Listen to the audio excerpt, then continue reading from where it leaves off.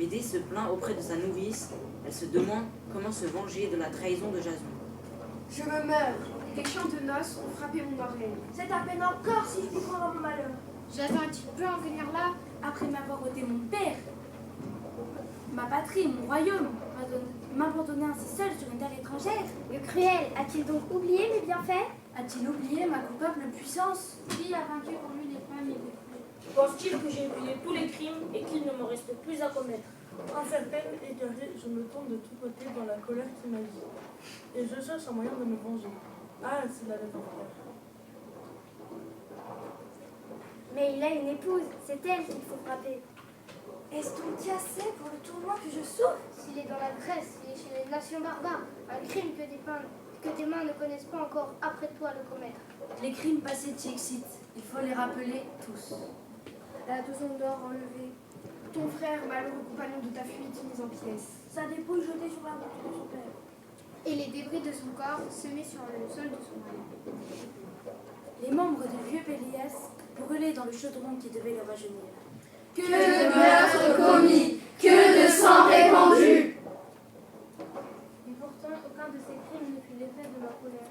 Aujourd'hui, je sens toute la rage d'un amour dédaigné. Mais que pouvait Jason, dominé comme il était par une volonté et une puissance étrangère, il aurait dû offrir son cœur au glaive. Non, modère ses transports. Ô ma douleur, et parle plus sagement. Que Jason vive et qu'il soit toujours à moi, s'il est possible. Sinon, qu'il vive encore, qu'il garde le souvenir de mes bienfaits et conserve cette vie que je lui ai donnée. La faute en est tout entière à Créon, qui abuse de sa puissance pour briser les nœuds de notre mariage, de notre amour, enlever une mère à ses enfants et séparer deux époux qui seraient étroitement unis. C'est de lui seul qu'il faut me venger, et c'est lui seul qu'il faut punir. Je réduirai son palais ensemble, et le promontoire de Malais, si redoutables aux vaisseaux égarés. Parmi ces écueils, verra monter vers le ciel de noirs tourbillons de fumée. De noirs tourbillons de fumée, de noirs tourbillons de fumée, de noirs tourbillons de fumée. Calmez-vous de grâce, renfermez au fond de votre cœur ces plantes funestes. Il faut dévorer patiemment et en silence les plus sanglants outrages si on veut pouvoir s'en venger. C'est la colère concentrée qui est à craindre, tandis que la haine qui parle saute à elle-même tout moyen de vengeance. C'est une légère douleur que celle qui peut user de sagesse et se replier sur elle-même. Les grandes souffrances ne se cachent pas, il faut qu'elles éclatent librement. Arrêtez cette fougue impétueuse, ma fille. Le silence même n'est déjà pas trop surpris. La fortune qui opprime les lâches recule devant les hommes courageux. J'approuve le courage, mais quand il a lieu de se montrer. Il n'est pas de moment où il soit mal à propos de montrer du courage. Il ne vous reste aucun espoir dans le malheur qui vous accable. Colchos est loin d'ici. Votre perfide époux vous abandonne. De toute votre puissance, il ne vous reste rien.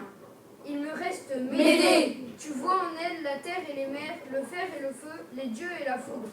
Vous devez craindre la puissance du roi. Mon père était roi aussi. Vous ne redoutez pas ces guerriers? Non, même s'ils étaient fils de la terre. Vous allez mourir. Vous allez mourir. Vous allez mourir. C'est ce que je désire. Fuyez, fuyez. Fuyez.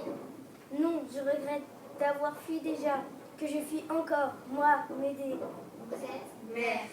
Tu vois par qui je le suis? Comment pouvez-vous hésiter à fuir? Je fuirai, mais avant de fuir, je serai vengée. Votre ennemi vous poursuivra. Je trouverai peut-être un moyen de l'arrêter. Faites silence. Chut. Je vous en prie.